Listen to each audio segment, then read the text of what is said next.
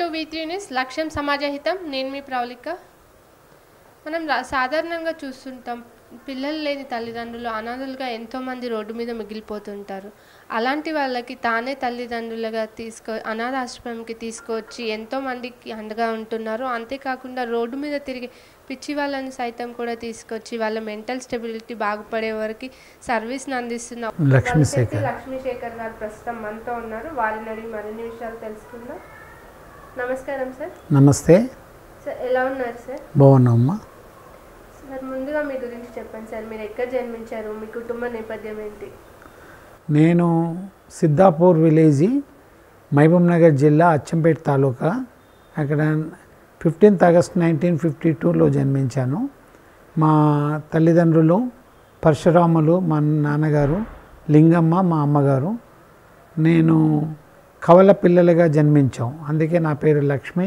లక్ష్మణుడు నాకంటే పెద్దగా పుట్టిన ఆయన పేరు రాముడు అని పెట్టిండ్రు, రామలక్ష్మణులు అనేసి. తర్వాత కొంతకాలానికి, 1 సంవత్సరం తర్వాత నాకంటే ముందు పుట్టిన ఆయన చనిపోయాడు. నేను రక్షింపబడాను. తర్వాత నా విద్యాభ్యాసం అంతా మా దగ్గర టౌన్లో దేవరకొండలో నా హై స్కూల్ వరకు చదివే విద్యాభ్యాసం అయింది. దాని తర్వాత PUC సైన్స్ కాలేజ్ హైదరాబాద్లో చేశాను. డిగ్రీ భద్రికా కాలేజీలో BCom చేశాను. ఉస్మానియా యూనివర్సిటీ ఆర్ట్స్ కాలేజీలో MCom చేశాను. MCom పూర్తి చేశాను ఆర్ట్స్ కాలేజీలో. 1974లో నా స్టడీస్ అయిపోయింది. 1975లో యూనియన్ బ్యాంక్ ఆఫ్ ఇండియాలో ఉద్యోగం దొరికింది. ఆంధ్రలో నర్సరావుపేటలో నాకు ఫస్ట్ పోస్టింగ్ ఇచ్చారు. అక్కడ పనిచేస్తూ 1.5 year తర్వాత జడ్చర్లపట్నానికి నేను ట్రాన్స్ఫర్ అయ్యాను 1977లో. 1977 ఫిబ్రవరిలో పెళ్ళయింది. మా ధర్మపత్ని పేరు శారద, మా మేనమామ కూతురు.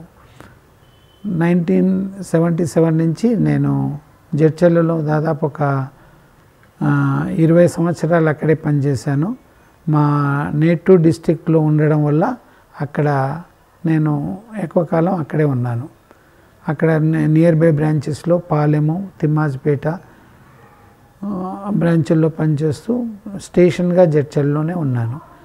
1990లో నాకు స్వతహాగా నేను చదువుకున్నప్పటి నుంచి సేవ చేయడం అనేది ఒకటి అభిరుచి. నా ప్రవృత్తిలో సేవ చేయాలనే ఆలోచన ఉండేది. నేను కాలేజీలో చదివేటప్పుడు, స్కూల్లో చదివేప్పుడు, యూనివర్సిటీలో చదివేప్పుడు సేవా కార్యక్రమాల్లో ఎక్కువగా ఆసక్తి చూపేవాడిని, పార్టిసిపేట్ చేసేవాడిని. మీరు అనాథ పిల్లలను తీసుకొచ్చి, ఎంతోమంది అనాథ పిల్లలకి తల్లిదండ్రులు లేని వాళ్ళని తీసుకువచ్చి వాళ్ళకి ఫుడ్ పెట్టి విద్యా బోధన చేసి ఇలాంటి కార్యక్రమాలన్నీ చేస్తున్నారు. దీని గురించి మాకు చెప్తారా? సరేనమ్మా. ఇప్పుడు నేను 1990లో నేను జడ్చర్లో ఉద్యోగం చేస్తున్నప్పుడు ఏదైనా ఒక సేవా కార్యం చేయాలనేసి అక్కడ జడ్చర్లో ఉన్న వ్యాపారస్తులను కొందరిని ప్రోగు చేసి వాళ్ళతో ఒక టీం తయారు చేసి ఒక సేవా కార్యం ప్రారంభించాలని ఆలోచించాం. ఆ సందర్భంలో ఒక ఫ్రీ హాస్పిటల్ పెట్టాలనే ఆలోచన వచ్చింది మాకు. ఫ్రీ హాస్పిటల్, ఒక డాక్టర్ని తీసుకొని వచ్చి ఒక గది రెంట్కి తీసుకొని అక్కడ ఆ డాక్టర్ని పెట్టి ఎవరైతే ఇబ్బందులు ఉన్నారో, ఆరోగ్య సమస్యలు ఉన్నారో వాళ్ళకు ఫ్రీ ట్రీట్మెంట్ చేయడం, అంటే ప్రిస్క్రిప్షన్ చేయడం, ఆ విధంగా చేసాం. మంచి రెస్పాన్స్ వచ్చింది. రోజు దాదాపు 50 నుంచి 60 మంది పేదవాళ్ళు లబ్ధి పొందేవారు హాస్పిటల్కి వచ్చి. అయితే 1 సంవత్సరం వరకు అక్కడ ఉన్న డాక్టర్కి మంచి పేరు ప్రఖ్యాతులు వచ్చింది. ఆయన మా సంస్థను విడిచిపెట్టేసి సొంతంగా ప్రాక్టీస్ పెట్టుకున్నాడు. అప్పుడు అనుకున్నాం, పర్సన్ ఓరియంటెడ్గా ఏదైనా కార్యక్రమం చేస్తే దాన్ని మనం కొనసాగించలేము. ఆ పర్సన్ వెళ్ళిపోతే మళ్ళీ యాక్టివిటీ ఆగిపోతుంది.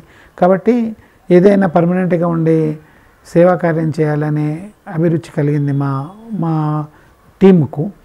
అప్పుడు మేము ఆర్ఫనేజ్ హోమ్, అనాథ ఆశ్రమం పెట్టాలనే నిర్ణయానికి వచ్చాం. ఎవరైతే పిల్లలు తల్లిదండ్రి చనిపోయి వాళ్ళకు తల్లి వైపు కానీ తండ్రి వైపు కానీ ఎవరు బాధ్యత తీసుకునే వాళ్ళు లేకుండా నిరుపేద కుటుంబాల్లో ఉన్న వాళ్ళు ఉంటారో వాళ్ళని మేము తీసుకొని వచ్చి వాళ్ళని చదివించి, వాళ్ళని పోషించి, వాళ్ళు ఎంతవరకు చదివితే అంతవరకు వాళ్ళ జీవితంలో సెటిల్ అయినాక చదివించాలని ఒక నిర్ణయం తీసుకొని విజయభారతి సేవా ట్రస్ట్ అనేది ఒక ట్రస్ట్ స్టార్ట్ చేసి దాని ద్వారా అనురాగిన్ అనే ఆశ్రమాన్ని ఒక 5 పిల్లలతో 1995లో స్టార్ట్ చేసి అది ఇప్పటికీ 25 years నుంచి కొనసాగుతుంది. ఇప్పటికి దాదాపు 300 మంది పిల్లలు బాలురు ఆ ఆశ్రమానికి వచ్చి వాళ్ళు చదువులు పూర్తి చేసి ఉద్యోగాల్లో లైఫ్లో సెటిల్ అయిపోయినారు. ఇప్పుడు ఒక 40 మంది ఉన్నారు. ఆ 40 మందితోటి ఇంకెప్పటికీ స్టిల్ ఆ అనురాగన్ అనే ఆర్ఫనైజ్ హోమ్ జడ్చర్లలో కొనసాగుతుంది. ఇది నడిపించే క్రమంలో నాగర్ కర్నూలు ఒకటి బాలికలది 2002లో ప్రారంభించాం. ఆ ప్రారంభించిన దాంట్లో ఇక్కడైతే ఎట్లయితే మగపిల్లలు తీసుకుంటున్నామో అక్కడ ఆడపిల్లలు తీసుకోవడం, వాళ్ళని చదువు చెప్పేయడం, వాళ్ళు యుక్త వయసులో వచ్చిన తర్వాత వాళ్ళకి పెళ్ళిళ్ళు చేసి పంపించడం. ఇదే విధంగా ఒక 4 అమ్మాయిలకి ఇంతవరకు పెళ్ళిళ్ళు చేసాం. తర్వాత కొందరు మళ్ళీ వాళ్ళ పెద్దవాళ్ళు అయినాక వాళ్ళ బంధువుల ఇళ్ళకి వెళ్ళి అక్కడ పెళ్ళిళ్ళు చేసుకొని సెటిల్ అయ్యారు. ఈ విధంగా ఆ ఆశ్రమం కూడా ఇప్పటికీ కొనసాగుతుంది. కొందరు ఉద్యోగాల్లో ఉన్నారు. ఇప్పుడు మీరు మీ ద్వారా ఎంతోమంది చదువుకొని ప్రయోజకులై మంచిగా లైఫ్లో సెటిల్ అయ్యారు. వాళ్ళు మీ దగ్గరికి వచ్చి మేము ఇప్పుడు ఇలా ఉన్నాము అని చెప్పినప్పుడు మీకు ఎలా అనిపిస్తుంది? అవునమ్మా, మేము చదివించిన వాళ్ళు మా ఆశ్రమంలో పిల్లలందరినీ మేము కుటుంబ సభ్యులుగా ట్రీట్ చేసేవాళ్ళం. మమ్మల్ని వాళ్ళు సార్ అని పిలివడం ఉంటాక మామయ్య అని పిలిచేవాళ్ళు. ఆ విధంగా ఆప్యాయత వాళ్ళకి నేర్పించాం. అంటే ఒక డిస్టెన్స్ ఉండకూడదు, గ్యాప్ ఉండకూడదు అనేసి. వాళ్ళు లైఫ్లో సెటిల్ అయ్యి చక్కగా మంచి ఉద్యోగం చేస్తూ పెళ్ళిళ్ళు చేసుకొని మంచి స్థితిలో ఉన్నప్పుడు తప్పనిసరిగా ఏదైతే ఆశ్రమానికి వెళ్ళి వాళ్ళు బయటికి వెళ్ళారో ఆశ్రమాన్ని వాళ్ళ తల్లిగారి ఇల్లులాగా భావిస్తున్నారు. ఆడపిల్లలు పెళ్ళైన ఆడపిల్లలు తల్లిగారింటిగా ఒక 2-3 ఆడపిల్లలకు పెళ్ళిళ్ళు చేసి వాళ్ళ కాన్పులు కూడా మా ఆశ్రమంలో చేసాం. ఒక తల్లిగారి ఇంటిగా భావించి వాళ్ళు ఆశ్రమానికి రావడం, తర్వాత మమ్మల్ని కలవడం, మా బాబోగోలు చూసుకోవడం, మాకు ఏదైనా సాయం కావాలనేది సాయం చేయడం, తర్వాత తాము ఏదైతే ఆశ్రమం నుంచి ప్రయోజకులై బయటికి పోయినో ఆశ్రమాలకు వాళ్ళు ఆర్థిక సహాయం చేయడం, ఈ విధంగా వాళ్ళతో రిలేషన్స్ కొనసాగుతుంది. వాళ్ళు చాలా సంతృప్తిగా ఉన్నారు. వాళ్ళు జీవితంలో మా ఎడల కృతజ్ఞతతో కూడా ఉన్నారు. అది అక్కడ నాగర్ కర్నూలు తర్వాత చౌటుప్పల, చంపాపేట, హైదరాబాదులో కూడా ఆశ్రమాలు చేసాం. ఇప్పటికీ 5 అనాథ పిల్లల ఆశ్రమాలు నడుస్తున్నాయి. ఈ క్రమంలో మేము ఈ మానసిక వికలాంగుల విషయంలో ఫోకస్ చేసాం. చెప్పినట్టుగా మానసిక వికలాంగులు అంటే రోడ్డు పైన తిరుగుతుంటారు, వాళ్ళకి ఏమీ తెలియదు, మెంటల్ స్టెబిలిటీ సరిగ్గా ఉండదు. అలాంటి వాళ్ళని సమాజంలో అయితే దగ్గరికి కూడా రానివ్వరు. వాళ్ళని కూడా మీరు తీసుకువచ్చి వాళ్ళకి ఎంతో బాగా సపోర్ట్ చేసి ఒక నార్మల్ మనిషి అయ్యేలాగా తీర్చిదిద్దుతున్నారు. అసలు ఇది చాలా గ్రేట్ థింగ్ సార్. దీని గురించి మాకు చెప్తారా? అవునమ్మా, మేము తల్లిదండ్రులు లేని పిల్లలను దగ్గర తీసి వాళ్ళని ప్రయోజకులను చేసి మా కాన్సెప్ట్ ఏంటంటే ఒక తల్లిదండ్రులు లేని పిల్లవాడు మనం చేరదీయకుంటే ఆ పిల్లవాడు సమాజంలో ఒక అన్వాంటెడ్ సిటిజన్ అవుతాడు. అంటే ఏదో క్రైమినల్ ఫీల్డ్లోనో ఏదో ఒకటి నెగిటివ్గా పెంపబడతాడు. మా దగ్గర సంస్కారంతో మేము ఉదయం 4 గంటల నుంచి వాళ్ళకు లేచినప్పటి నుంచి వాళ్ళకి సంస్కారము, సభ్యత, మన సాంప్రదాయాలు నేర్పిస్తూ చేస్తాం. కాబట్టి వాళ్ళు ప్రయోజకులైన సిటిజన్స్ తయారై తర్వాత వాళ్ళ జీవితంలో కూడా దేశానికి తర్వాత సమాజానికి సేవ చేస్తారనే కాన్సెప్ట్ మాది. ఆ కాన్సెప్ట్ తోటి 5 అనాథాశ్రమాలు నడిపిస్తున్నాం. ఈ క్రమంలో బజార్లో మా వీధుల్లో తిరిగే పిచ్చి వాళ్ళ మీద మేము ఫోకస్ చేసాం. వాళ్ళు ఏదో ఒక విపరీతమైన పరిస్థితి వలన మానసికంగా దెబ్బతిని వాళ్ళు పిచ్చివాళ్ళు అయ్యారు. ఈరోజు పిచ్చివాడిని అయిన వాళ్ళు ఆ కుటుంబ సభ్యులు కూడా దగ్గర తీయలేరు, కుటుంబ సభ్యులు కూడా భరించలేరు. ఆ విధంగా వాళ్ళు ఏదో బాగా స్థితిమంతులైతే ట్రీట్మెంట్ చేయిస్తారు, కొన్ని రోజులు ట్రీట్మెంట్ నుంచి కూడా పారిపోయి వస్తారు. అట్లా ఎక్కడెక్కడ దేశంలో ఎక్కడెక్కడో ఉండేవాళ్ళు పిచ్చివాళ్ళు అక్కడ ఎక్కడికి వెళ్ళాలి తెలియక ట్రైన్ ఎక్కడెక్కో ట్రైన్లోకి వెళ్ళి దించేసో అట్లా రోడ్ల మీద తిరుగుతుంటారు. సమాజంలో వాళ్ళని చూస్తే బెదురుకుంటారు. వాళ్ళ దైన్యమైన జీవితాన్ని గురించి సమాజంలో ఎవరు ఆలోచించలేదు, వాళ్ళకు దూరంగా ఉంటారు. ఇంకా పల్లెటూర్లలో అయితే పిల్లలు రాళ్ళేసి కొడతా ఉంటారు. ఆ విధంగా వాళ్ళని ఒక ఎనిమిలాగా, ఒక పశువుల్లాగా, ఒక జంతువుల్లాగా బిహేవ్ చేస్తుంటాయి. అటువంటి వాళ్ళకు జీవితం ఇవ్వాలనే ఆలోచనతో మేము ఒక ట్రస్ట్ ఫామ్ చేసి 2005లో చౌటుప్పల్లో అమ్మ నాన్న మానసిక వికలాంగుల అనాథాశ్రమం అనేది ప్రారంభించి రోడ్డు మీద ఉన్న వాళ్ళని తీసుకెళ్ళాం. రోడ్డు మీద ఉన్న వాళ్ళని తిరిగే వాళ్ళని తీసుకెళ్ళడం కూడా పెద్ద టాస్క్. వాళ్ళు మమ్మల్ని దగ్గరికి రానియ్యరు, తర్వాత మాతో కలబెడతారు, మమ్మల్ని గిచ్చుతారు, కొడతారు, ఇది చేస్తారు. మేము పెట్టిన భోజనం తినరు, ప్లేట్ విసిరి కొడతారు, గ్లాస్ విసిరి కొడతారు. అట్లా బాగా రూడ్గా బిహేవ్ చేస్తారు. అయినా మేము భరించి వాళ్ళని తీసుకువెళ్ళి వాళ్ళను ఒక 2 రోజులు ఒక గదిలో పెట్టేసి కొన్ని ఏళ్ల నుంచి స్థానం లేకుండా దుర్గంధ వాసనతో ఉంటారు. వాళ్ళని పూర్తిగా శుభ్రపరిచి కనీసం వాళ్ళను శుభ్రపరచడానికి మాకు ఒక మంగళవాడు క్షౌరం చేసే వాళ్ళతోగా ఇంకొక ముగ్గురు నలుగురు కార్యకర్తలు ఒక 2-3 గంటలు కష్టపడితే వాళ్ళు ఒక సాధారణ స్థితికి వస్తారు. వచ్చిన తర్వాత వాళ్ళకి మంచి భోజనము, మంచి వసతి, తర్వాత వాళ్లకు వైద్య సౌకర్యం. కామినేని హాస్పిటల్ వాళ్ళు వాళ్ళకు ఫ్రీగా ట్రీట్మెంట్, మా దగ్గర నుంచి ఎంతమంది వచ్చారో అంతమంది కామినేని హాస్పిటల్ వాళ్ళు ఫ్రీగా ట్రీట్మెంట్ చేస్తారు, వాళ్ళకు వైద్యం చేయడం. ఆ విధంగా చేయడం వల్ల కొద్దిగా యారగెంట్గా ఉన్నవాళ్ళు ఒక వారానికి ఒక నెల రోజులకు మామూలుగా నార్మల్ స్థితికి వస్తారు. స్టార్టింగ్లో వాళ్ళు ఇంతకాలం వాళ్ళు రోడ్ల మీద తిరిగి పెంట కుప్పల్లో తిని తర్వాత మురికాలువలను తెగిన వాళ్ళు రోడ్ల మీద పడుకున్న వాళ్ళకి సరైన నిద్ర ఉండదు. వాళ్ళు 2-3 గంటలు కూడా నిద్రపోరు. మా దగ్గరికి వచ్చిన తర్వాత ఒక్కొక్కరు 10 నుంచి 15 గంటలు నిద్రపోయేవాళ్ళు పూర్తిగా. ఎందుకంటే వాళ్ళకు పూర్తిగా రెస్ట్ దొరికింది, చక్కటి భోజనం దొరికింది, ఆహారం దొరికింది, మంచినీళ్ళు దొరికినాయి, వసతి దొరికింది. కాబట్టి ఆ ప్రభావంతో వాళ్ళకు ఏదైతే నిద్ర కరువైందో నిద్ర అంతా 10-15 గంటలు నిద్రపోయేవాళ్ళు. ఆ నిద్రలోనే వాళ్ళకి ఆరోగ్యం కొద్దిగా బాగా అయ్యేది. ఆ విధంగా ఒక నెల రోజులకు కొద్దిగా మంచిగా వాళ్ళు తమ పేరు చెప్పడం, వాళ్ళు మన దగ్గరికి వచ్చినప్పుడు వాళ్ళ పేరు ఎందుకు తెలియదు, వాళ్ళ భాష ఎందుకు తెలియదు, ఏది తెలియదు. అన్నం ముందు పెడితే అన్నం తినాలని కూడా తెలియదు, అది అన్నమా ఏందా, పండిస్తే అది పండే ఏ విధంగా తినాలని కూడా తెలియదు. పూర్తిగా మానసికంగా పరిపక్వత లేని స్థితిలో ఉంటారు వాళ్ళు. వాళ్ళని చిన్నపిల్లలు లాలించి వాళ్ళని తినిపియడం చేయడం, వాళ్ళు కొట్టినా చేసినా యారగెంట్ ప్రవర్తించినా సహించడం, ఆ విధంగా చేయడం వల్ల కొందరు అక్కడనే టూలెట్స్ పోవడం, మలమూత్రాలు విసర్జించడం, వాళ్ళని మళ్ళీ పక్క రూమ్లకు మార్చడం, కొందరిని గొలుసులతో కట్టాల్సిన పరిస్థితి కూడా ఉంటుంది. అటువంటి స్థితి నుంచి మెల్లమెల్లగా వాళ్ళు సాధారణ పరిస్థితికి వచ్చి వాళ్ళ పేరు చెప్పడం, వాళ్ళ ఊరు పేరు చెప్పడం చేయడం వల్ల వాళ్ళు కొద్దిగా ఆరోగ్యం బాగైనాక వాళ్ళ అడ్రస్ తీసుకొని మేము వాళ్ళకి ఫోన్ చేసి వాళ్ళ కుటుంబ సభ్యులను పిలిచి వాళ్ళకు ఉపజెప్పేవాళ్ళం. అది వాళ్ళకు పునర్జన్మ లాంటిది. ఆ విధంగా వాళ్ళు చేరుకున్నప్పుడు కుటుంబ సభ్యులు దాదాపు అతను చనిపోయాడు, మరణించాడు అనేసి వాళ్ళు చనిపోయాడనే వాళ్ళు స్థిరమైపోతారనమాట. ఇంకా మళ్ళీ మావాడు లేడు, చనిపోయాడు, ఎక్కడో చనిపోయి ఉంటాడు అనేసి. అటువంటి మనిషి చనిపోయాడు అనుకున్న మనిషి మళ్ళీ వాళ్ళకు ఆరోగ్యవంతుడై వాళ్ళ కుటుంబంలోకి రావడం అనేది వాళ్ళ గ్రేట్ మిరాకిల్ వాళ్ళకు. తర్వాత వీళ్ళకు కూడా పునర్జన్మ లాంటిది అది. ఆ విధంగా ఇప్పటికీ 260 మందిని మనం అమ్మ నాన్న అనాథాశ్రమం నుంచి వాళ్ళ ఇళ్ళకి పంపించగలిగాం. ఇప్పుడు ప్రస్తుతం సంఖ్య 500 ఉన్నది. 500 మందిలో ఒక 400 మంది పని చేసేయగలిగే స్థితిలో ఉన్నారు. మీరు నమ్ముతారో లేదో, మాకు ఆ పిచ్చివాడిగా దొరికిన ఒక ఇద్దరు ఇప్పుడు 500 మందికి వంట చేసి పెడుతున్నారు. వాళ్ళంతా ఆరోగ్యవంతులయ్యారు, వంట చేయగలుగుతారు, పనులు చేయగలుగుతున్నారు. 400 మంది వాళ్ళు ఏదైనా పనులు చెప్తే పనులు చేస్తారు, మంచి మాట వింటారు, చేస్తారు. తర్వాత కొందరు ఆరోగ్యవంతులు అయిపోయి వాళ్ళ కుటుంబాన్ని, అంటే కుటుంబం దగ్గరికి వెళ్ళాం మేము ఇక్కడే ఉండి సేవ చేస్తామని అక్కడ ఉండి వాలంటరీగా పనిచేసే వాళ్ళు ఉన్నారు. ఆ విధంగా వాళ్ళ జీవితంలో మేము మార్పు తేగలిగినాం, వాళ్ళకు పునర్జీవితం కలిగించాం. ఇది ఆ హాస్టల్నే కాకుండా హైదరాబాదులో ఎక్కువ మంది అలాంటి వాళ్ళు ఉన్నారు కాబట్టి వాళ్ళకి ఇంకా ఎక్కువ సేవలు అందాలనే ఉద్దేశంతో ఇక్కడే 3 సంవత్సరాల క్రితం నాదర్గోల్లో మాతృదేవోభవ అనే ఒక ఆశ్రమం ప్రారంభించాం. దాంట్లో ఇప్పుడు ప్రస్తుతం 100 మంది ఉన్నారు. వాళ్ళని కూడా ఇదే పద్ధతిగా వాళ్ళ దాంట్లో ఇప్పుడు 3 సంవత్సరాల నుంచి ఒక 60 మందిని మేము ఆరోగ్యవంతులుగా చేసి వాళ్ళ ఇళ్ళకి పంపేయడం జరిగింది. అమ్మ నాన్న ఆశ్రమానికి చౌటుప్పలకు గవర్నమెంట్ ఒక 2 ఎకరాల స్థలం ఇచ్చింది. ఆ 2 ఎకరాల స్థలంలో దాతలు షెడ్స్ వేసి ఇచ్చారు. ఆ షెడ్స్లో ఆ ఆశ్రమం నిర్వహిస్తున్నాం.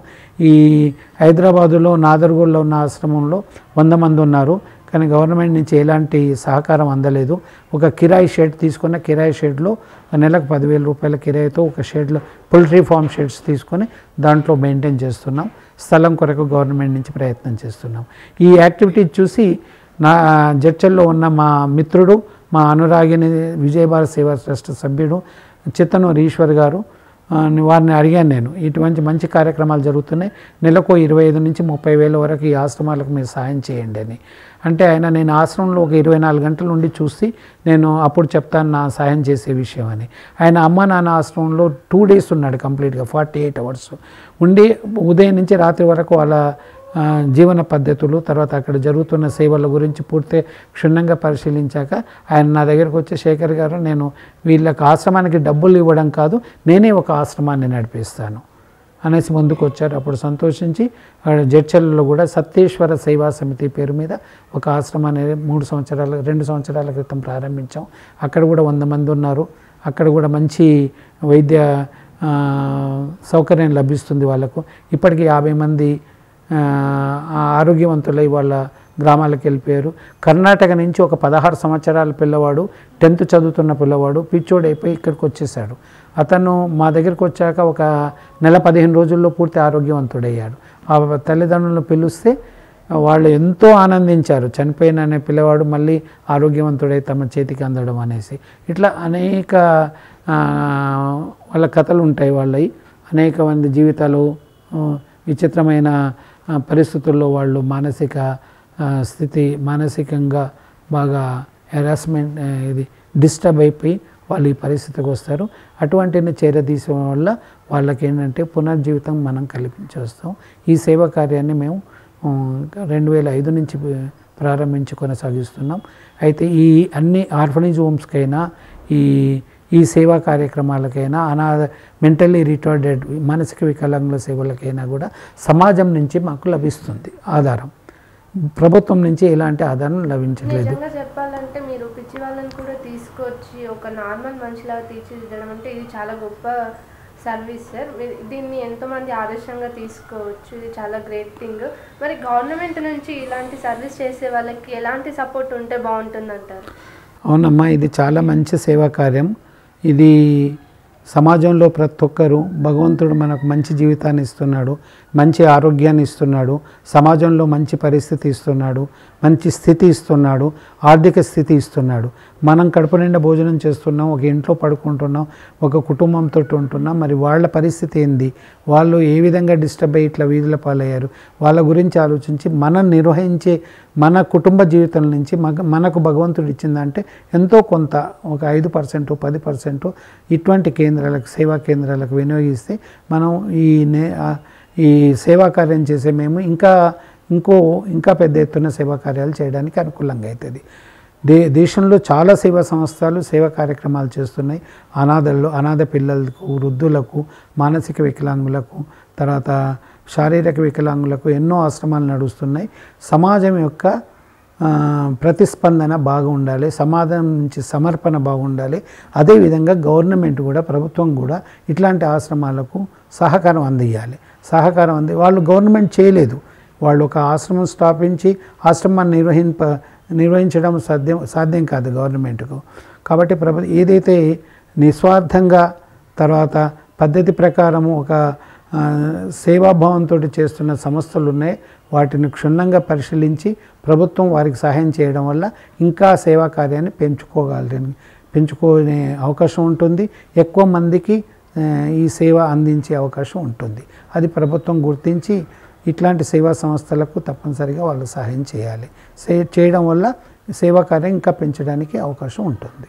మీరు ఇప్పుడు కోవిడ్ టైంలో కూడా ఎంతోమందికి సేవా కార్యక్రమాలు చేశారు. అలాగే అనాథ పిల్లలు కూడా ఎంతోమంది ఉంటారు కోవిడ్ టైంలో. ఆ టైంలో ఎలాంటి జాగ్రత్తలు తీసుకున్నారు కోవిడ్ స్ప్రెడ్ అవ్వకుండా కానీ, ప్రికాషన్స్ కానీ? కోవిడ్ టైంలో 2020 నుంచి 2021 వరకు దాదాపు 1.5 year కోవిడ్లో మహామారి విజృంభణలో మనం అందరం బలిపశువులం అయ్యాం, మనందరం ఇబ్బంది పడ్డాం. అదేవిధంగా ఈ ఆశ్రమాల్లో కూడా అమ్మ నాన్న ఆశ్రమంలో ఒకేసారి 80 మందికి కోవిడ్ వచ్చింది. 80 మందికి కోవిడ్ వచ్చినప్పుడు మేము చాలా భయపడ్డాం. తర్వాత మా వాలంటీర్స్ ఎవరైతే స్టాఫ్ ఉన్నారో వాళ్ళు భయపడ్డారు. నేచురల్గా కోవిడ్ ఉన్న వాళ్ళ దగ్గర వస్తే వాళ్ళకు కూడా కోవిడ్ వస్తుందనే భయం ఉంటుంది కదా. వాళ్ళందరికీ చెప్పామన్నమాట, మీరు హోల్ హార్టెడ్గా పనిచేయండి. మీకు ఎటువంటి అనారోగ్య సమస్యలు వచ్చినా కూడా, కోవిడ్ అటాక్ అయినా చేసినా, ఎన్ని లక్షలు ఖర్చు పెట్టైనా మిమ్మల్ని మేము హాస్పిటల్లో ఉంచి మీకు వైద్య సహకారం చేసి మేము లాదుకుంటాం. తర్వాత ఈ కోవిడ్ పీరియడ్లో ఏదైతే మీరు పనిచేస్తున్నారో మీకు ఇచ్చే శాలరీ రెట్టింపిస్తాం అనేసి మొదటి నుంచి వాళ్ళు సేవాభావంతో పనిచేస్తున్నారు కాబట్టి మేము ఇచ్చే ఇన్సెంటివ్ కూడా వాళ్ళకు తృప్తికరంగా ఉంది. కాబట్టి మా వాలంటీర్స్లు ఎవరు వెళ్ళిపోకుండా పనిచేశారు. తర్వాత గవర్నమెంట్ కూడా ఆ సమయంలో మాకు బాగా సహకరించింది. 2 డాక్టర్స్ను మాకు అలాట్ చేశారు. 2 డాక్టర్స్ ప్రతిరోజు రావడం, వాళ్ళకు మందులు ఇవ్వడం, మెడిసిన్ కిట్స్ ఇవ్వడం, వాళ్ళ ఆహారం విషయం చూసుకోవడం.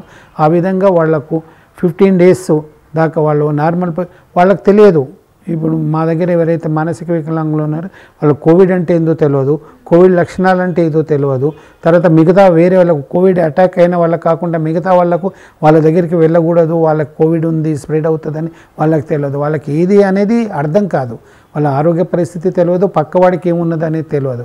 అందుకని వాళ్ళని 80 మందిని సపరేట్గా పెట్టి వాళ్ళకి సపరేట్ భోజనం అది ఏర్పాటు చేసి టైంకి మందులు ఇవ్వడం, తర్వాత గవర్నమెంట్ అలాట్ చేసిన డాక్టర్స్ వైద్య సిబ్బంది వాళ్ళు పూర్తిగా సహకరించారు, మాకు మెడిసిన్ కిట్స్ ఇచ్చారు, తర్వాత టైం టు టైం అడ్వైజ్ చేశారు. తర్వాత మా వాలంటీర్స్ కూడా వాళ్ళు భయం లేకుండా మంచి సర్వీస్ చేశారు. దాంతో ఒక నెల రోజుల్లో దాదాపు 80 మందిలో 60 మంది నార్మల్ అయ్యారు. మళ్ళీ ఇంకొక 2 నెలల తర్వాత మిగతా వాళ్ళు కూడా నార్మల్ అయ్యారు. అదేవిధంగా మాతృదేవోభవ ఆశ్రమంలో ఉన్న 100 మందిలో కూడా వాళ్ళకు 30 మంది కరోనా వచ్చింది. అప్పుడు కూడా ఇదే పద్ధతిలో వాలంటీర్లు తర్వాత డాక్టర్స్ బృందం మాకు సహకరించారు. ఇప్పుడు మీరు మనం చూసుకుంటే విశ్వ హిందూ పరిషత్ ద్వారా కూడా మీరు హిందూ ధర్మం కోసం పోరాడుతున్నారు, దీని గురించి మాకు చెప్తారా? విశ్వ హిందూ పరిషత్తులో నేను 1990 నుంచి విశ్వ హిందూ పరిషత్తులో సభ్యుడిగా ఉన్నానమ్మా. నేను బేసిక్గా ఆర్ఎస్ఎస్ కార్యకర్తను. నేను ఇప్పుడు చిన్నప్పటి నుంచి అంటే ద ఏజ్ ఆఫ్ 16 శాఖకు వెళ్ళేవాడిని. శాఖ అంటే ఆర్ఎస్ఎస్ నిర్వహించే శాఖ ఉంటుంది. ఆ శాఖకు వెళ్ళడం వల్ల శాఖ యొక్క ప్రధాన ఉద్దేశం ఏంటంటే వ్యక్తి నిర్మాణం, వ్యక్తిని సంస్కారవంతుడిగా సేవా కార్యకర్తగా ఒక బాధ్యత గల పౌరుడిగా తీర్చిదిద్దడమే శాఖ ఆర్ఎస్ఎస్ శాఖ యొక్క ఉద్దేశం. ఆ శాఖకు నేను చిన్నప్పటి నుంచి 16 సంవత్సరాల నుంచి నేను హెచ్ఎస్సిలో ఉన్నప్పటి స్కూల్ లైఫ్లో ఉన్నప్పటి నుంచి వెళ్ళేవాడిని కాబట్టి నాకు ఈ సంస్కారము సభ్యత తర్వాత సేవా గుణము ఇవన్నీ నాకు చిన్నప్పటి నుంచి అలవాటైనాయి. అదేవిధంగా నేను పెద్దయ్యాక కూడా నేను ఉద్యోగస్తుడైనాక 1990 నుంచి విశ్వ హిందూ పరిషత్తులో యాక్టివ్గా పనిచేసి ఏదైతే మేము సేవా కార్యాలు చేస్తున్నామో సేవా ప్రకల్పాలన్నిటినీ సేవా ఆశ్రమాలన్నిటినీ విశ్వ హిందూ పరిషత్తుకు అనుసంధానం చేసాం. వాళ్ళ గైడెన్స్లో మేము చేస్తున్నట్టుగా మా కమిటీ మేము చేస్తున్నా కూడా మాకు ఒక అంబరిల్లాగా విశ్వ హిందూ పరిషత్తును వాడుకున్నాం. విశ్వ హిందూ పరిషత్ గైడ్లైన్స్తో మేము ఈ ఆర్ఫనేజ్ హోమ్స్ అవి నడిపిస్తున్నాం. అదర్ దెన్ ఆర్ఫనేజ్ హోమ్స్ ఎక్కడైనా దేవాలయాల్లో తర్వాత ఎక్కడైనా ధర్మానికి హాని కలిగిన పరిస్థితుల్లో మేము వెళ్ళి ఆ దేవాలయాల్లో ఎక్కడైనా ఇబ్బందులు జరిగినప్పుడు దాన్ని సెటరేట్ చేయడం, తర్వాత ఎక్కడైనా గ్రామాల్లో ఇప్పుడు తాగుడు మాన్పించడం, తర్వాత అక్కడ కొద్దిగా సంస్కారం చేయడం, ఏదైనా అల్లరి చిల్లరిగా సంఘటనలు జరిగినప్పుడు అక్కడ వెళ్ళి వాళ్ళని ఆదుకోవడం, ఏదైనా యాక్సిడెంట్ అటువంటివి జరిగినప్పుడు పేదవాళ్లకు వైద్య సదుపాయాలు కలిగించడం, ఈ విధంగా ఎన్నో వేల కొద్ది సేవా కార్యాలు ఉన్నాయి. ఆ సేవా కార్యాల్లో మాకు సాధ్యమైనంత రీతిలో మేము చేస్తూ పోయాము. ఏదైనా ప్రతిభావంతులైన పిల్లలు ఉంటారు, వాళ్ళు చదవలేరు, వాళ్ళకు స్కూల్లో కాలేజ్ ఫీజులు కట్టి వాళ్ళని చదివించడం, వాళ్ళని బీసీలను బీసీ హాస్టల్లో ఎస్సీలను ఎస్టీ హాస్టల్లో చేర్పించడం, వాళ్ళకు ఫీజులు కట్టడం, వాళ్ళని ఎంకరేజ్ చేయడం. ఆ విధంగా తర్వాత మహిళలు ఉన్నారు, వాళ్ళ కుట్టు మిషన్ ట్రైనింగ్ పెట్టి కుట్టు మిషన్లు ఇచ్చి ఒక టీచర్ను పెట్టి వాళ్ళని కుట్టు నేర్పించడం. ఆ విధంగా 2 నెలల్లో వాళ్ళు కుట్టు నేర్చుకున్న తర్వాత కుట్టడంతో పాటు వాళ్ళు కొంత సంపాదించుకోగలుగుతారు. ఇంటి దగ్గర ఉన్న మహిళలు హౌస్ వైఫ్స్ ఈ విధంగా వాళ్లకు జీవనోపాధి కలిగించడానికి ఇటువంటి ఏర్పాటు చేసేవాళ్ళం. కొందరు యువకులు డ్రైవింగ్ విషయంలో ఆసక్తి ఉన్న వాళ్ళను ఒక 6 నెలలు డ్రైవింగ్ నేర్పించి డ్రైవర్గా వాళ్ళ జీవితం కొనసాగించేటట్టుగా, ఆ విధంగా ఏదైనా చిన్న పండ్లు అమ్మేటోళ్ళు పూలు అమ్మేటోళ్ళు వాళ్ళకు కొంత ఆర్థిక సాయం చేసి వాళ్ళ జీవితంలో నిలదొక్కున్నట్టుగా వాళ్ళకు ఒక వృత్తి దొరకడం, వృత్తి ద్వారా వాళ్ళ జీవనోపాధి కలిగించడం. ఈ విధంగా సమాజంలో ఎవరైతే ఇబ్బందుల్లో ఉన్నారో, ఎవరైతే దీనంగా ఉన్నారో, దైన్యంగా ఉన్నారో వాళ్ళకి ఏ విధంగా సహాయం చేస్తే వాళ్ళకు ఉపయోగపడుతుంది ఆ విధంగా మేము సమాజంలోకి వెళ్ళి ఇవన్నీ చేస్తున్నవాళ్ళం. ఈ కార్యక్రమాలన్నిటికీ సమాజం నుంచి మంచి స్పందన ఉంది కాబట్టి చేయగలుగుతున్నాం. అదేవిధంగా సమాజ స్పందనతో పాటు ప్రభుత్వం యొక్క తోడ్పాటు కూడా ఉంటే ఈ కార్యక్రమాలు ఇంకా ఎక్కువగా జరగడానికి అవకాశం ఉంటుంది. ఇప్పుడు మీరు నాగర్ కర్నూలులో మనం జ్ఞాన సరస్వతి దేవాలయం చూసుకుంటే మీరు దానికి చైర్మన్గా వ్యవహరిస్తున్నారు. దీని ద్వారా ఎలాంటి సేవా కార్యక్రమాలు చేస్తున్నారు ఆధ్యాత్మికంగా? మా కాన్సెప్ట్ ఏంటంటే దేవాలయం ఇప్పుడు ప్రతి ఊర్లో, ప్రతి బస్తీల్లో, ప్రతి నగరాల్లో చాలా దేవాలయాలు ఉంటాయి. దేవాలయం కాన్సెప్ట్ ఏంటంటే దేవాలయంలో దేవాలయం ఉంటుంది, అందరూ వస్తారు, అక్కడ పూజ చేసుకుంటారు, హారతి తీసుకుంటారు, వెళ్ళిపోతారు. ఆ కాన్సెప్ట్ దేవాలయంలో భక్తులు వచ్చి దేవుడికి దండం పెట్టి తీర్థప్రసాదాలు తీసుకోవడం, హారతి తీసుకోవడం కాదు. ఒక దేవాలయం ఉంటే దేవాలయం కేంద్రంగా వేరే సేవా యాక్టివిటీ జరగాలి. అదేవిధంగా ఆ కాన్సెప్ట్ తోటి మేము 2012లో నాగర్ కర్నూల్లో జ్ఞాన సరస్వతి దేవాలయం ప్రారంభించాం. దానికి జ్ఞానేశ్వరానందగిరి స్వామి అని మా గురువుగారు, వారు వ్యవస్థాపక అధ్యక్షులు, వారి ద్వారా అక్కడ ప్రారంభమై ఆ దేవాలయాన్ని నిర్మాణం చేసాం. జ్ఞాన సరస్వతి దేవాలయం అంటే మన తెలంగాణలో సరస్వతి దేవాలయాలు తక్కువగా ఉన్నాయి. బాసర దేవాలయం ఒకటి ఉన్నది, తర్వాత ఇక్కడ ఇంకొక దేవాలయం ఈ ప్రాంతంలోనే ఉంది. దేవాలయం శ్రీరాముల వారి దేవాలయాలు, ఆంజనేయ స్వామి దేవాలయాలు, శివాలయాలు చాలా ఉంటాయి. కాబట్టి సరస్వతి దేవాలయం మన విద్యనిచ్చేది, మొదటి నుంచి మనం విద్య మీద ఎక్కువ ఇంపార్టెన్స్ ఇస్తున్నాం. కాబట్టి సరస్వతి మాత దేవాలయం నిర్మించాలనే ఉద్దేశంతో ఒక ట్రస్ట్ ఫామ్ చేసే, ట్రస్ట్ ద్వారా 1 ఎకరం స్థలాన్ని మేము సేకరించి ఎకరం స్థలంలో జ్ఞాన సరస్వతి దేవాలయం నిర్మాణం చేసాం. ఒక కొంత భాగంలో దానికి సేవా కేంద్రాలుగా ఒక అనాథ ఆశ్రమం, అనాథ మగపిల్లల ఆశ్రమం, తర్వాత గోశాల దానికి అనుబంధంగా చేసాం. తర్వాత ఒక రీడింగ్ రూమ్, యోగాలయం, యోగా చేయడానికి యోగాలయం, ఇటువంటి ప్రాంగణంలో ఇవన్నీ ఏర్పాటు చేసి ఆ దేవాలయాన్ని చక్కగా నిర్వహిస్తున్నాం. ఆ దేవాలయంలో ఈ సేవా యాక్టివిటీస్ కూడా చక్కగా నిర్వర్తిస్తున్నాయి. ఇప్పుడు 45 ఆవులు ఉన్నాయి, ఒక 15 మంది తల్లిదండ్రులు లేని అనాథ పిల్లలు అక్కడ చదవబడుతున్నారు. తర్వాత ఆధ్యాత్మిక కార్యక్రమాలు జరుగుతున్నాయి. తర్వాత అక్కడ నిత్యం అన్నదానం జరుగుతుంది. ప్రతిరోజు అక్కడ ఉదయం 1 గంట, మధ్యాహ్నం 1 గంట నుంచి 3 గంటల వరకు ఎవరైనా ఆకలి ఉన్న వాళ్ళు ఎవరైనా వచ్చి అక్కడ భోజనం చేయవచ్చు. అటువంటిది రోజుకు 100 నుంచి 150 మంది అక్కడికి వచ్చి అన్నార్థులు భోజనం తీసుకుంటున్నారు. తర్వాత శ్రీశైలం వెళ్ళే, నాగర్ కర్నూల్ నుంచి శ్రీశైలం వెళ్ళే హైవే మీద ఈ దేవాలయం ఉంది. కాబట్టి మహారాష్ట్ర నుంచి, తర్వాత కర్ణాటక నుంచి కాలినడకల శ్రీశైలం పోయే భక్తులు ఎందరో ఉంటారు. తర్వాత వాహనాల్లో పోయే వాళ్ళు ఉంటారు. వాళ్ళందరూ మా దేవాలయం దగ్గర ఆగి మా దగ్గర భోజనం చేసి వెళ్తారు. రాత్రి ఏ టైంలో కూడా, రాత్రి అయినా ఏ టైంలో అయినా ఒక 50 మంది వస్తున్నారంటే ఒక అరగంటలో గంటలో వాళ్ళకు భోజనం సదుపాయం చేసి పెట్టే వ్యవస్థ ఏర్పాటు చేస్తాం అక్కడ. మీరు మహబూబ్నగర్ జిల్లా ప్రాంత కార్యదర్శిగా కూడా సేవ కార్యక్రమాలు చేస్తున్నారు, వీటి గురించి మాకు చెప్తారు? ప్రాంత కార్యదర్శి నేను విశ్వ హిందూ పరిషత్తులో స్టేట్ ట్రెజరర్గా ఉన్నామా. విశ్వ హిందూ పరిషత్ పెద్ద ఆర్గనైజేషన్లో స్టేట్ ట్రెజరర్గా ఉన్నాను, కోశాధికారిగా బాధ్యత ఉన్నాను. ఈ సేవా కార్యక్రమాలు చూస్తూ ఆ బాధ్యత కూడా నిర్వర్తిస్తున్నాను. అదేవిధంగా హిందూ ధర్మ ప్రచార సమితి అని ఒక సంస్థ మేము 2002లో స్టార్ట్ చేసాము. ఆ హిందూ ధర్మ ప్రచార సమితి ప్రధాన ఉద్దేశం ఏంటంటే, గ్రామాల్లో ఈ మధ్య కాలంలో మత మార్పిడి చాలా జరుగుతుంది. గ్రామాల్లో క్రైస్తవులు వచ్చి వాళ్ళను నిరుపేదలుగా ఉండేవాళ్ళు, ఇబ్బందికరమైన పరిస్థితుల్లో ఉన్న వాళ్ళను విద్య, వైద్య 2 అంశాల్లో వాళ్లకు ఏదైనా వైద్యం సంబంధించిన ఇబ్బంది ఏర్పడినప్పుడు వాళ్ళకు వైద్య సహకారం చేయడం, విద్యకు సంబంధించిన ఇబ్బంది ఏర్పడినప్పుడు వాళ్ళకు సహకారం చేసి వాళ్ళని మభ్యపెట్టి మతంలోకి మారుస్తున్నారు. అటువంటి హిందూ మతం నుంచి క్రైస్తవ మతానికి మారుస్తున్నారు. అటువంటి మత మార్పిడిని అరికొట్టే ఉద్దేశం ఒకటి. తర్వాత గోవు మనకు ప్రత్యక్ష దైవం, గావో విశ్వస్త దైవతం, గోమాత సర్వదేవత నిలయం, గోమాత హృదయం. అట్లా సకల దేవతలు గోమాతలో ఉంటాయి అనేసి మన పూర్వీకులు చెప్తారు, మన పురాణాలు చెప్తారు. కాబట్టి గోవును కాపాడడం వల్ల మన జాతి గౌరవింపబడుతుంది, జాతి కాపాడబడుతుందని గోవులను సంరక్షించే బాధ్యత పెట్టుకొని ఈ బాధ్యత. తర్వాత మన జీర్ణ దేవాలయాలు ఉంటాయి. చాలా గ్రామాల్లో దేవాలయం ఉంటుంది, వెనకటికి ఎప్పుడో దేవాలయం కట్టుకుంటారు, దాంట్లో ధూపదీప నైవేద్యం లేకుండా శిథిలమై ఉంటుంది. అట్లాంటి జీర్ణ దేవాలయాలను ఉద్ధరించే కార్యక్రమం ఒకటి. ఆ విధంగా తర్వాత ఈ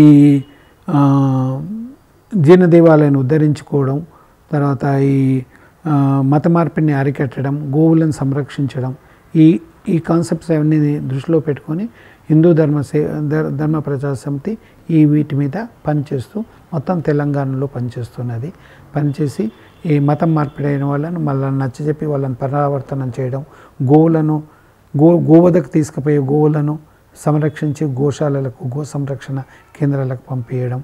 తర్వాత జీర్ణ దేవాలయాలు ఎక్కడైతే ఉన్నాయో ఆ దేవాలయాల్లో తిరిగి ఆ గ్రామం నుంచే నిధులు సేకరించి ఆ దేవాలయాన్ని రీకన్స్ట్రక్ట్ చేసేసి అందులో పూజలు జరగడానికి ప్రయత్నం చేయడం.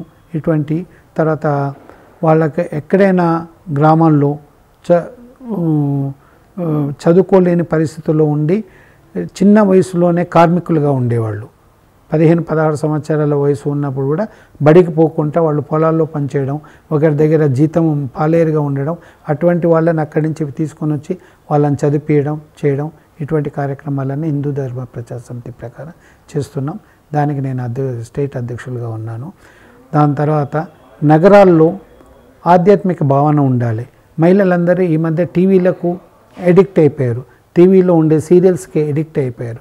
వాళ్ళందరినీ మన సంస్థ వాళ్ళను సంస్కరింపబడాలి, వాళ్ళను ఆధ్యాత్మిక రంగం వైపు దృష్టి మరిపియాలి. ఎందుకంటే టీవీలో వచ్చే ఈ మధ్య సీరియల్స్ విలన్స్ ఉమెన్ విలన్లుగా చూపెడుతున్నారు. తర్వాత ఏదైతే స్థితి మనకు రాకూడదనే స్థితిని వాళ్ళు టీవీలో భయంకరంగా చూపెడుతున్నారు. వీటన్నిటి వల్ల మహిళలకు తర్వాత ఇతర పిల్లలకు యూత్కు ఇబ్బంది కలుగుతుంది, చెడు జరుగుతుంది అనే ఉద్దేశంతో అక్కడి నుంచి వాళ్ళని దృష్టి మరల్చడం కొరకు విష్ణు సహస్ర పారాయణం సేవా సమితి అనేది ఒక సంస్థ పెట్టేసి దాని ద్వారా ఆ కాలనీలో ఉన్న మహిళలను ఒక 15-20 మందిని ఒక దగ్గర కూర్చడం, వాళ్ళను విష్ణు సహస్ర పారాయణం 1 గంట సేపు సత్సంగంలో విష్ణు సహస్ర పారాయణం చేయడం. దానివల్ల 1 గంట మంచి సాధనలో ఉంటారు, సంస్కరింపబడతారు, సంస్కారం నేర్చుకుంటారు. విష్ణు సహస్రం చదవడం వల్ల, విష్ణు సహస్ర పారాయణం చేయడం వల్ల వాళ్ళకు దైవభక్తి కలుగుతుంది, సంస్కారం కలుగుతుంది అనే ఉద్దేశంతో స్టార్ట్ చేసి ఇప్పుడు హైదరాబాదులో ఒక 18 సెంటర్లో విష్ణు సహస్ర పారాయణం ప్రతిరోజు సాయంత్రం 6 గంటల నుంచి 7:30 వరకు జరుగుతుంది. ఆ ఎఫెక్ట్ 1 గంటన్నర వాళ్ళు ఏదైతే సత్సంగంలో ఉన్నారో, పారాయణంలో ఉన్నారో ఆ ఎఫెక్ట్ జీవితంలో వాళ్ళకు ఇంట్లో కూడా కుటుంబంలో కూడా. ఈరోజు కుటుంబంలో ఉమ్మడి కుటుంబాలు తక్కువగా ఉన్నాయి. ఒక తల్లి తండ్రి, 2 భార్యాభర్తలు, 2 పిల్లలు ఉన్నా ఆ నలుగురు ఎప్పుడు మాట్లాడుకోరు, టీవీలు పట్టుకొని కూర్చుంటారు, తర్వాత ఫోన్లు పట్టుకొని కూర్చుంటారు. అందరు కలిసి ఒక దగ్గర భోజనం చేయరు, కూర్చొని భోజనం చేయరు. ఇటువంటివన్నీ ఏదైతే సంస్కారహీనంగా సాంప్రదాయబద్ధంగా లేని పరిస్థితి ఉన్న కుటుంబాల్లో ఈ పారాయణం రావడం వల్ల మహిళలు ఎక్కువ శాతం వస్తున్నారు. మహిళలు వాళ్ళ కుటుంబంలో కొంత పరివర్తన మార్పు తేవడానికి అవకాశం ఉంటుంది. కాబట్టి ఈ కేంద్రాలను ప్రారంభించాం. అనూహ్యమైన స్పందన ఉంది. చాలామంది ఈ కేంద్రాలకు వస్తున్నారు. దీనికి భాగ్యనగర్కు నేను అధ్యక్షుడిగా వ్యవహరిస్తున్నాను. మీరు ఇప్పటివరకు చెప్పిన సేవా కార్యక్రమాలే కాకుండా ఇంకా బుక్స్ ద్వారా కూడా ఎంతోమందికి నాలెడ్జ్ పెరగాలని సేవా కార్యక్రమాలు చేస్తున్నారని మాకు తెలిసింది. దీని గురించి చెప్తారా? మనకు పుస్తకాలు జీవితంలో ప్రధాన భాగ్యం. గతంలో పూర్వకాలంలో ఎన్నో మంచి పుస్తకాలు, సంస్కారయుతమైన పుస్తకాలు వస్తుండేవి, చదివే అలవాటు ఉండేది. ఇప్పుడు టీవీలు, ఫోన్లు వచ్చిన తర్వాత చదవడం తగ్గింది, అలవాటు తగ్గింది. మేమేం చేస్తున్నామంటే సాంప్రదాయబద్ధమైన సంస్కారం ఇచ్చే పుస్తకాలను ప్రింట్ చేపిస్తున్నాం. ప్రింట్ చేపించి ఎవరైనా మనకు తెలిసిన వాళ్ళు ఏదైనా ఫంక్షన్ చేసినప్పుడు ఫంక్షన్ చేయడానికి ఈ రోజుల్లో 5-6 లక్షల దాకా ఖర్చు పెడుతున్నారు. వాళ్ళని అప్రోచ్ అయ్యి ఒక పెళ్లి కానీ ఇంకేదో శుభకార్యం కానీ ఏ ఫంక్షన్ చేసినా కూడా కొన్ని లక్షల రూపాయలు ఖర్చు పెడుతున్నారు. వాళ్ళని అప్రోచ్ అవుతాం మేము. అప్రోచ్ అయ్యి మీరు ఖర్చులో ఒక 10,000-20,000 తగ్గించుకోండి, దానికి తగ్గట్టు మీ దగ్గరికి ఎంతమంది అతిథులు వస్తారో అంతమందికి మేము పుస్తకాలు ఇస్తాం, ఆ పుస్తకాలను మీరు డిస్ట్రిబ్యూట్ చేయండి, దానివల్ల ప్రతి ఇంట్లో ఒక సంస్కారయుతమైన పుస్తకం ఉంటుంది అని వాళ్ళను ఒప్పించి ఆ పుస్తకాలను మేము సంస్కారం అంటే మనం ఉదయం లేచింది ఏ పద్ధతిలో ఉండాలి, మన సాంప్రదాయాలు ఏంటి, మన సంస్కారం ఏంటి, తర్వాత మనం ఏం చదవాలి, మన పిల్లలకి ఏం చెప్పాలి, మనం ఏం చెప్పడం వల్ల మన పిల్లలు క్రమశిక్షణతో ఉంటారు. ఈ రోజుల్లో చూస్తున్నామమ్మా, దేశంలో చాలామంది పెద్ద పెద్ద చదువులు చదువుతున్నారు, పెద్ద పెద్ద ఉద్యోగాలు చేస్తున్నారు, ఎంతో గొప్ప స్థితిలో ఉన్నోళ్ళు కూడా తప్పులు చేస్తున్నారు. తప్పులు చేసి వాళ్ళ ఉద్యోగాన్ని పోగొట్టుకుంటున్నారు, సమాజంలో ఒక హీనతగా బతుకుతున్నారు. ఆ తప్పులు ఎందుకు జరుగుతున్నాయంటే వాళ్ళకి చిన్నప్పటి నుంచి ఒక సంస్కారము, ఒక సంప్రదాయము, ఒక క్రమశిక్షణ ఇవ్వకపోవడం వల్లనే అది జరుగుతుంది.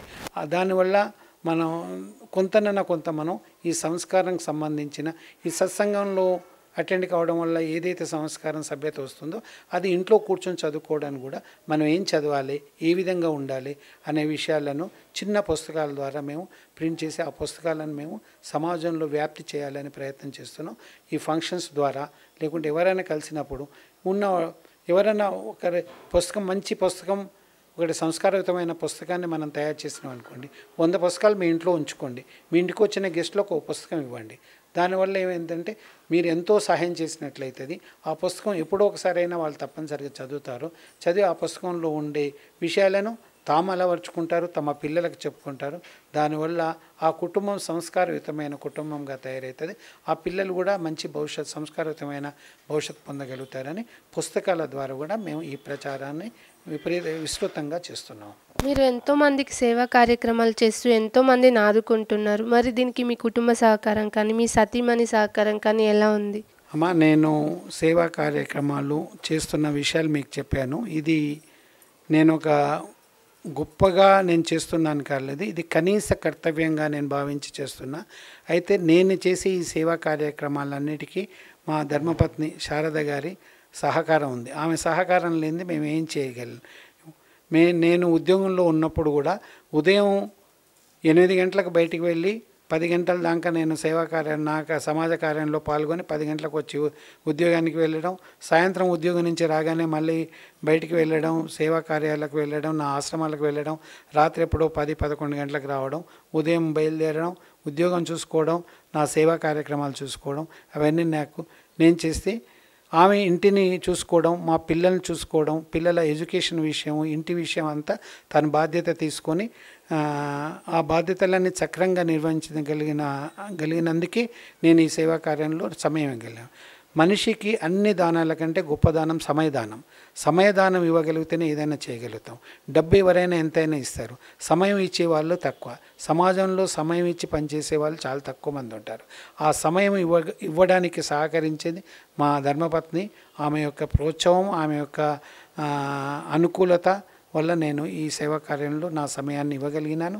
తర్వాత నేను ఈ సేవా కార్యక్రమంలో పాల్గొనడం, సమాజం నుంచి డబ్బులు తీసుకురావడం కాకుండా నేను సొంతంగా నా ఆదాయంలో కొంత 25%, 20%, 25% కేటాయించి సేవా కార్యాలకు వినియోగించడంలో కూడా ఆమె పూర్తిగా సహకరించేది. నేను 10 రూపాయలు ఇచ్చే దగ్గర ఇంకొక 5 రూపాయలు ఎక్కువ ఇవ్వండి అని చెప్పేది, కానీ ఎప్పుడు ఎందుకు ఇస్తున్నామని కాలేదు. ఈ విధంగా ఆర్థికంగా, తర్వాత వ్యక్తిగతంగా అన్ని రకాలుగా నాకు పరిపూర్ణ సహకారం అందించినందువల్లనే నేను ఈ సేవా కార్యక్రమాలు నిర్వర్తించగలిగాను. ఆమె నా జీవితంలోకి రావడం నేను గొప్ప అదృష్టంగా భావిస్తున్నాను. మీరు ఒక మహిళ అయ్యుండి ఇంటి బాధ్యతలు స్వీకరిస్తున్న సమాజంలో ఉన్న తల్లిదండ్రులు లేని పిల్లలకి కానివ్వండి, పిచ్చి వాళ్ళకి కానివ్వండి, ఆశ్రమం కల్పించి వాళ్ళకి ఎంతగానో సేవా కార్యక్రమాలు చేస్తున్నారు. దీని గురించి మాకు చెప్తారు? ఆయన సేవ చేయడం వల్ల చాలా ఆనందంగా ఉంది. ఎందుకంటే మన పిల్లలు, తల్లిదండ్రులు, అంత కుటుంబం ఉన్న పిల్లలకే మనం ఎంతో శ్రమపడి సేవ చేస్తాం. కానీ ఏమీ లేని ఆ పిల్లలకు సేవ చేస్తుంటే నేను చేయలేకపోయినా వారు సేవ చేస్తున్నారనే ఆనందం బాగా కలిగేది. ఇంకా వారిని ఎంకరేజ్ చేసేదాన్ని. మనం పూట తినకున్నా పర్లేదండి, వాళ్ళకు ఒక పూట అన్నం పెట్టండి అని చెప్పేదాన్ని. ఈనాడు చూస్తే బాలబాలికలను చూస్తే, అనాథ పిల్లలను చూస్తే వాళ్ళకి ఎవరు చెప్తారు చెప్పండి? ఎవరు చెప్పరు. వాళ్ళంతటా వాళ్ళే బ్రతకాలి, వాళ్ళంతటా వాళ్ళే తినాలి. అలాంటి పిల్లల్ని ఒక దగ్గర చేర్చి వాళ్ళకి భోజనము, బట్టలు, వసతి కల్పించడం అంటే చాలా గొప్ప విషయమే. అలాంటి వాళ్లకు తప్పకుండా చేయూతనిద్దామని మేమిద్దరం అనుకొని వారికి సేవ చేయడానికి ముందుకు వచ్చాము. ఇప్పుడు మరి ప్రతి మనిషి ఒక పుస్తకమే నన్ను అడిగితే, బుక్స్ సపరేట్ చదవక్కర్లేదు. ఆయన ఆఫీస్కి వెళ్ళినా కూడా నా ఇంట్లో పనులు చేసుకుంటా, అత్తమామలను చూసుకుంటా, పిల్లలకు సర్వీస్ చేసుకుంటా కూడా నేను బుక్స్ బాగా చదివేదాన్ని. నాకు స్నేహితుడు బుక్సే. ఆ బుక్స్లో ఉన్న మ్యాటర్ అంతా మనుషులమే, మనమే కదా. ఒక మనిషితోటే ఒక బుక్ తయారవుతుంది. ఎక్కువగా నేను మనుషులను చదవడానికి ఎక్కువ ప్రయత్నించేదాన్ని. ఒక గృహిణి గృహమిచ్చతే అని ఇంటి ఇల్లాలు చదువుకున్నదయ్యి, ఓపిక మంత్రాలయ్యి, చక్కగా అర్థం చేసుకునే మనిషి ఉంటే ఆ ఇల్లు సంతోషదాయకంగానే ఉంటుంది, తప్పకుండా బాగుంటుంది. ఇతరులను కూడా అర్థం చేసుకోవాలి. పరిస్థితుల ప్రభావంతో మనము తొందరపడి ఘర్షణకు దిగకుండా అర్థం చేసుకొని మన జీవన విధానాన్ని సంతోషంగా మార్చుకోవడానికి మన చేతుల్లోనే ఉంది. క్షణచిత్తం క్షణవిత్తం క్షణజీవితం ఆయయో ధర్మస్య త్వరితగతి యమస్య కరుణా నాస్తి. మనం ఈ మానుష్య జన్మలోనే అన్ని పనులు మంచి పనులు చేయగలం, చెడ్డ పనులు చేయగలం, మంచి పనులు చేయగలం. మనలో ఒకటి ప్రత్యేకమైన గుణం పెట్టాడు ఆ భగవంతుడు. ఆహార నిద్ర భయమైతునంచ సామాన్యమైతద్ పశుభిర్నరాణం ధర్మోహితేషో అధికో విశేషో ధర్మేణహీన పశుభి సమాన. మనుషులకు జంతువులకు అన్నిటికీ సమానంగా ఆహారం నిద్ర భయం మైత్రం పెట్టాడు, కానీ ప్రత్యేకంగా భగవంతుడు మనిషికి ప్రత్యేకంగా చక్కటి విచక్షణ జ్ఞానాన్ని మన మెదడులో పెట్టాడు. దాన్ని మనం ఉపయోగిస్తూ జీవితంలో ఇతరులకు సేవ చేస్తూ ప్రేమగా ఉంటూ మనం జీవన విధానాన్ని అందరిని అర్థం చేసుకుంటూ ముందుకు సాగితే మనం సంతోషంగా ఉంటాము, మనల్ని నమ్ముకున్న వాళ్ళు కూడా సంతోషంగా ఉంటారు. అందుకనే నా భర్త సహకారం కూడా నాకుంటుంది, నా సహకారం కూడా ఆయనకు ఉంటుంది. అందుకని పెద్దవాళ్ళైన మా అత్త మామలకు కూడా మేము మా ఇంట్లోనే పెట్టి సర్వీస్ చేసుకున్నాము. ఫస్ట్ మనము ఇల్లు బాగుండాలి, గృహిణి గృహముచ్చితే మన ఇంట్లో వాళ్ళకి సర్వీస్ చేసుకోవాలి, ఇంట్లో వాళ్ళం సంతోషంగా ఉండాలి, అలాగే బయట వాళ్ళు కూడా సంతోషంగా ఉండాలనే ఆలోచన మా ఇద్దరికి ఉంది. కాబట్టి మేమిద్దరం ఆనందంగా సంతోషంగా భగవంతుడు ఇచ్చిన శక్తితోటి ఇతరులకు సహకారం చేయగలుగుతున్నాము. అది భగవంతుడు గాడి గిఫ్టే అనుకోవాలి. అది నేను మహిళలు చాలామంది తింటున్నారు, పంతున్న పిల్లలకు కూడా కొన్ని సంస్కారాలు నేర్పట్లేదు, వాళ్ళకి తెలిసి ఉండి సంస్కారాలు నేర్పట్లేదు. పిల్లలకు మనం చెప్పండి వాళ్ళకి ఎలా తెలుస్తుంది, ఉండనీలే వాళ్ళే నేర్చుకుంటారులే అని చాలామంది మహిళలు బద్ధకంగా పిల్లలకు మంచి మంచి చిన్న చిన్న విషయాలు కూడా చెప్పరు. ఇప్పుడు చిన్న చిన్న విషయాలు మనం చిన్నప్పటి నుండి చెప్తేనే వాళ్ళు అర్థం చేసుకొని ఆ విధంగా పనులు చేయగలుగుతారు. ముఖ్యంగా సేవ ప్రేమ. ప్రతి ఇంట్లో పెద్దవాళ్ళు ఉంటారు, చిన్నవాళ్ళు, 3 తరాల మనుషులు ఉంటారు ప్రతి వాళ్ళు. వీళ్ళు మన పెద్ద తాతయ్యరా అమ్మమ్మరా వీళ్ళకి సర్వీస్ చేయాలి. చిన్నప్పటి నుంచే మన పిల్లలకు మనము విద్యాబుద్ధులతో పాటుగా పనులు కూడా షేర్ చేసి వాళ్ళకి చెప్తుంటే వాళ్ళు కూడా చక్కగా నేర్చుకుంటారు, వాళ్ళు బాగుపడతారు, కుటుంబం బాగుపడుతుంది. మళ్ళీ వాళ్ళు సమాజంలోకి వెళ్ళి పనులు చేయాలి, పరిస్థితుల ప్రభావంతో వాళ్ళు పద్ధతిగా నడుచుకోవాలి. కాబట్టి ఇంటి నుండే క్రమశిక్షణ తల్లిదండ్రుల నుండే రావాలి. వాళ్ళు కూడా అర్థం చేసుకొని తల్లిదండ్రుల మాట విని వాళ్ళు కూడా భవిష్యత్తులో బాగుపడాలని కోరుకుంటాం. Thank you sir. మీరు ఇలాంటి సేవా కార్యక్రమాలు మనం ఎన్నో చేస్తూ ఎంతోమంది పిల్లలు అనాథ పిల్లలకు అండగా ఉంటూ సేవలను అందిస్తున్న మన వలిశెట్టి లక్ష్మీశేఖర్ గారి గురించి తెలుసుకున్నాం కదా. మరొక ఇష్టం మళ్ళీ కలుద్దాం. చూస్తూనే ఉండండి V3 న్యూస్.